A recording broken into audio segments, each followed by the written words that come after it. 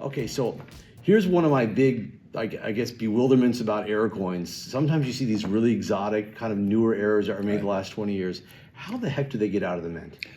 If you're talking about big dramatic errors, Yeah. they were taken out of the mint. Okay, plain and simple. Plain and simple. Uh-huh. Every mint has had leaks over the past 50 years. San Francisco was famous 1965 to almost for 10 years, 65 to about 75, 76. It's a regular occurrence, like It was a regular occurrence. The Denver Mint had their leak in 78 to 80.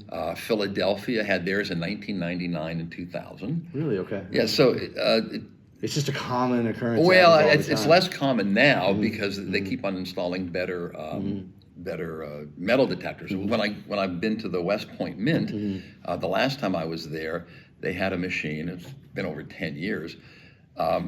They had a machine that instead of being like a metal detector at an airport, it read the metal in your body.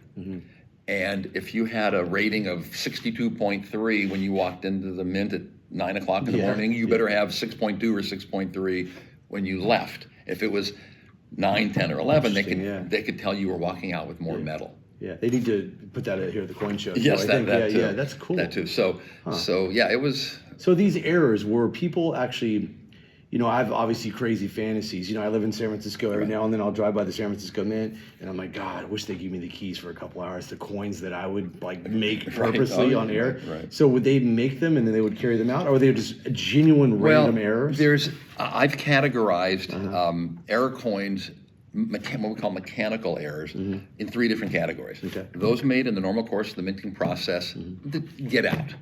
Off centers, double strikes, clip planches. Because they're still the same diameter, so they go into the same bag. or close enough, Okay. right? Because the mint now weighs them by weight, not through coin counting machines. Okay. So the first type is made in the normal course, but got out. Second category would be those made in the normal course of the minting process, but should not have gotten out. Bonded die caps. Right, okay. Having one coin with a die cap, which literally, you have a penny that looks like the top of this cap because it sticks to the die. But there's times when 5, 10, 20, 30 pieces get bonded, and we call those clusters. And they can be this big and this deep, and those should be melted. Those were taken out. That's the second category. Made as part of the normal minting process in error, but should not have gotten out. The third category is those things that are made on purpose. And I have to say, based on some of the coins that I've seen from the San Francisco Mint and Philadelphia Mint, not so much Denver as far as imagination, but San Francisco in the 60s and the 70s, Philadelphia, especially in the late 1990s, those pieces were made on purpose. Some of them with very imaginative things. I had a penny that I bought out of a deal just a few years ago. Lincoln Cent, 1967, came from the San Francisco Mint that had a screw struck into the top of Lincoln's head. Yeah, wow. And you turn it upside down, it looks like a lollipop. So somebody had to make that. That was made on purpose, okay. right? That's dangerous. You got to hold the screw with a 5-ton press. You can't believe some of the errors that have come out of both. Making your own errors like can be very dangerous. Right. But I can also tell you that when it's a whole story that goes back to the 1933 double eagle, because I saw one of those and could have bought one for $250,000 in 1977 when it was highly illegal. Because of that, if we can go a little bit to I'm going to go back to errors. When the 33 double eagle was seized from Steve Fenton and they were going to auction it, Sotheby's and everything, they had it out on a display here at Long Beach, I think in June of 2002, before the auction in August.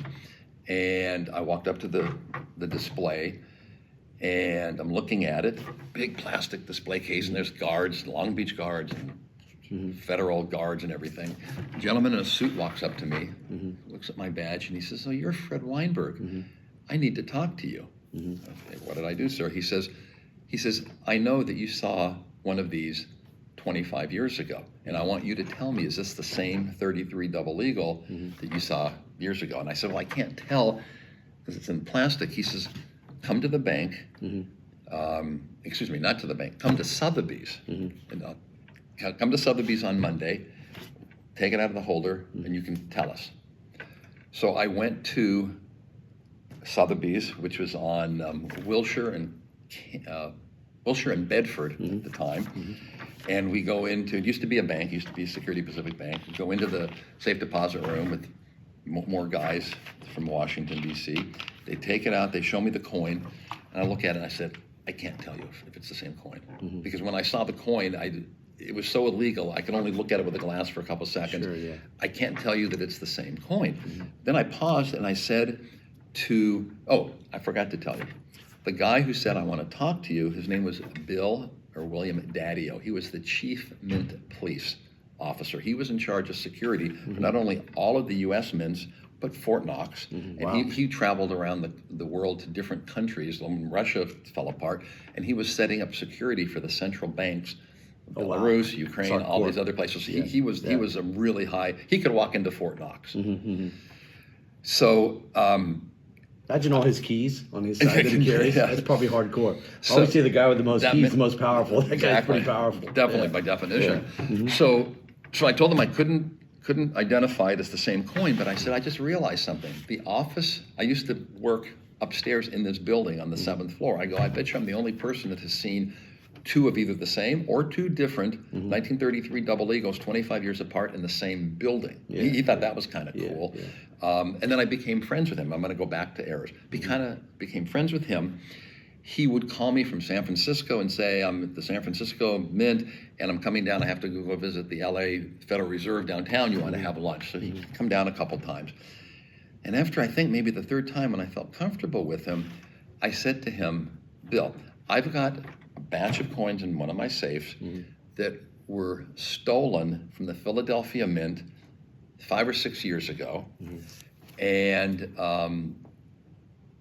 I want to know, I'm kind of taking a chance Am I allowed to have them or give them back? Exactly. So I pulled them out, and they were die caps and clusters, all these incredible things. And he looked at them, and he said, yeah, that's the guy. And he said something to me that I've never forgotten. And I'm almost word for word. He said, Fred, we figured out we had a problem.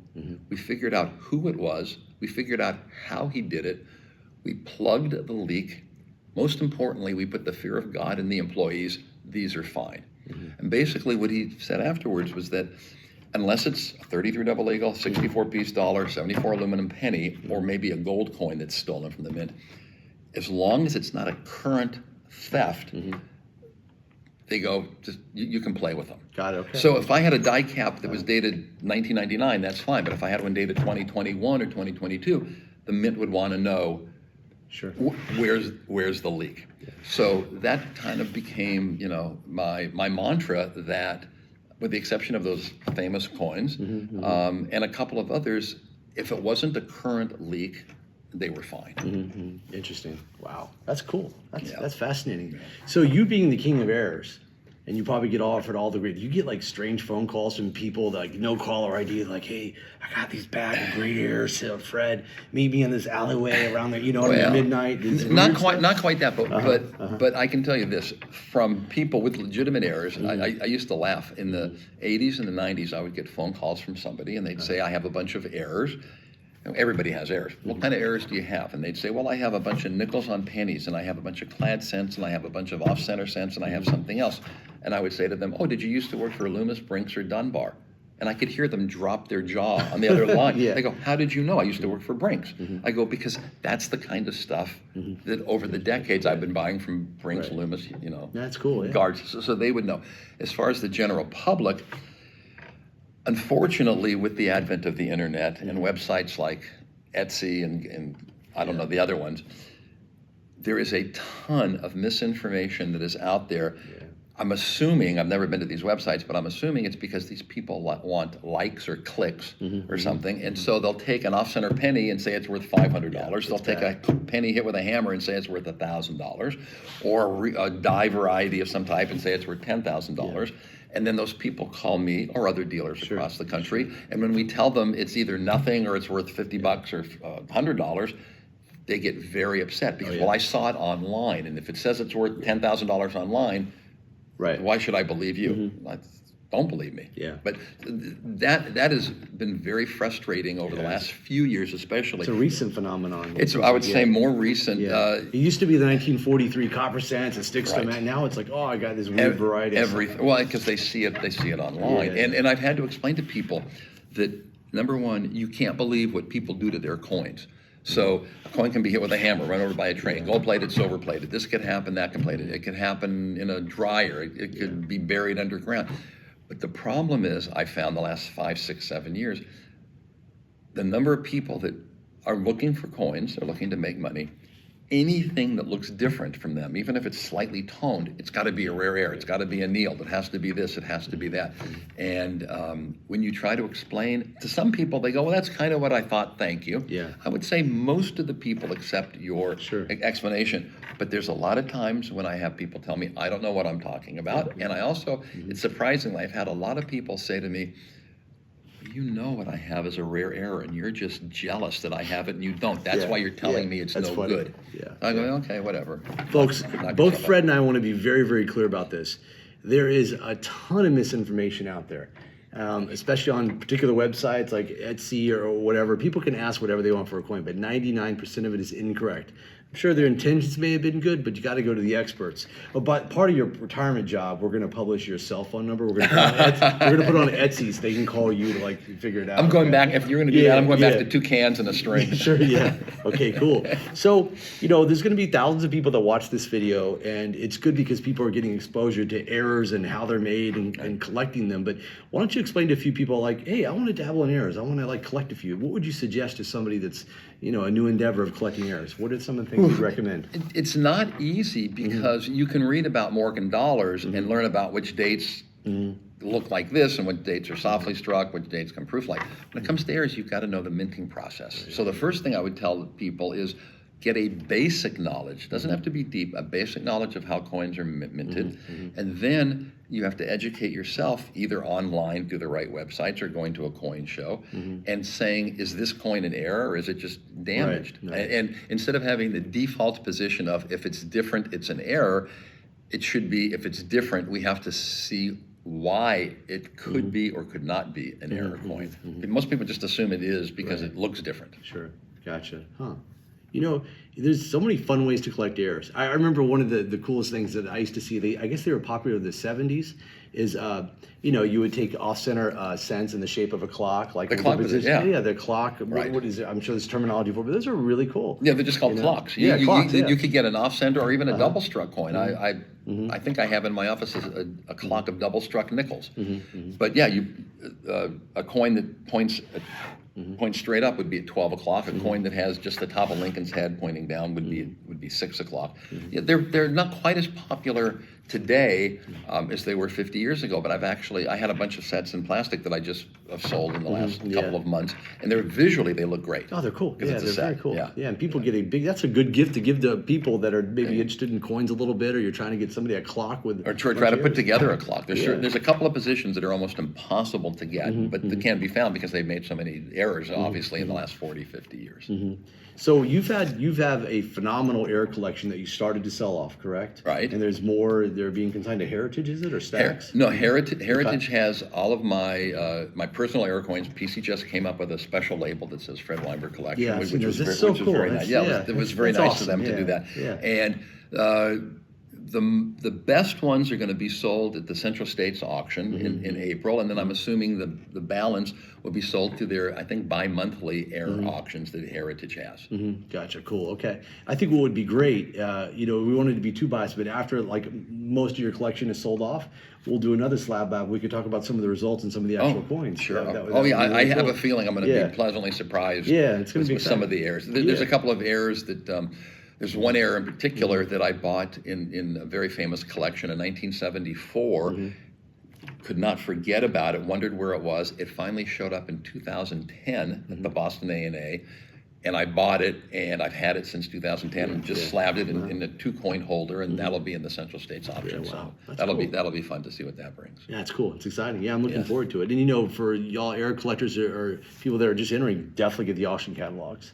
I'll just go online. It's going to be a great reference for you to go into your library. I mean, one of the greatest error collectors of all time, the greatest error collector. Well, I wouldn't say it's the greatest collection because Okay. there were some very serious collectors. Don't forget I was a dealer. And it's hard to collect and deal in exactly what you deal in. That's why I started collecting posters because it was hard to collect errors. Although when I worked at Numismatics Limited, the boss let me buy a couple of errors every year. If you collect what you deal in, two things happen. Either you go broke buying all the good stuff that you run across, or you take the profit away from the company. Got it. Yeah. So I would buy 2 or 3 or 4 cool errors a year, but I did not have and do not have the best collection of either by denomination, by type, whatever. Got it. Much better collections. I just had a lot of good material. Got it. Okay. So I got a crazy scenario here. Okay. So me and you were in a car. Okay, and we got your buddy's keys to all the mints and all that. The Fort Knox, and we have a 12-pack of Budweiser. We split it. We go in to one of the mints. We have 1 hour. Right. You can make any error coin you want. Make anything or take it? We have this. I don't know. The president signed this bill that says, Fred Weinberg, you got 1 hour. You can make anything you want. Compliments of the U.S. government. Legit. What would you make? Well, can I take out the gold bars from either Fort Knox or whatever you want? You would just strike gold coins. I mean, what would you do? Would you just pile on a bunch of it's exciting, right? When I was at the West Point Mint, I held 65-pound gold bars that I think each bar, believe it or not, was like $8 or $12 million, some crazy number. The huge bars. I have to figure out the numbers. I may be wrong on that. So I would just probably put 200 in my arm because no matter what I could strike, it wouldn't be millions of dollars. But if I could strike something, nothing current, but I guess one of my fantasies, because it doesn't exist, would be I would love to make or see a 50% off center St. God. Oh, that would be cool. Yeah, that would be really cool. I had the farthest off center $20 Liberty that I sold a couple of years ago in this Bolt collection from 1974, and I don't know where it is now. There is a fantastic, it almost looks like a proof, probably a 64 plus 65 proof like 1895 5 lib, 30% off center, 12 or 1 o'clock. Wow. Fantastic. That's looking a cool coin. Yeah. And the farthest lib is I think 15% off center. Yeah, wow. And I've never seen a really good Saint error. Oh, that's cool. Yeah, that's awesome. So Fred, this has been fun. You had a good time. I hope I didn't talk too much or ramble on or get off topic. No. It's great stories, and I want to congratulate you on an amazingly successful career, 50 years in the coin business, and all the contributions you've made, especially to a major category of numismatics errors. You've fostered a lot of younger collectors of. I've always been, even when I was playing with die cracks and things in the 60s and 70s, I always supported the youth programs, and I try to give away coins at my table. Because we need new, fresh, interested collectors, and sometimes collecting an error after you see one in somebody's showcase is a good way to get you hooked on collecting coins. Yeah, that'd be great. Yeah, it's awesome. You always got to bring in the new blood. There's a lot of more new collectors these days. Yes. Considerably. A lot more in the last couple of years. Surprisingly, actually. Yeah, that'd be great. One thing I want you to consider, I don't know if you've heard about Witter Coin University, but we brought out 25 kids to San Francisco last year. A lot of the instructors very well. Right. But just to consider in your retirement, if you're not overseas, sitting on a beach with a Budweiser, is maybe you can come out for one evening, because we're gonna have a series of guest speakers each evening to teach the kids, and you can teach them about errors. I would be game. Yeah, that would be great. I mean, maybe not this year. Yeah, this next calendar year, year, but there's 40 kids and they all love coins, and I think you can think of nobody better than you to teach about errors. That'd be great. I'd be happy to do that. Yeah, awesome. Well, it's good seeing you there. My pleasure. Thank you. No doubt. Okay. Awesome. Yeah. Thank you, guys. Awesome. Enjoy coin. Yeah.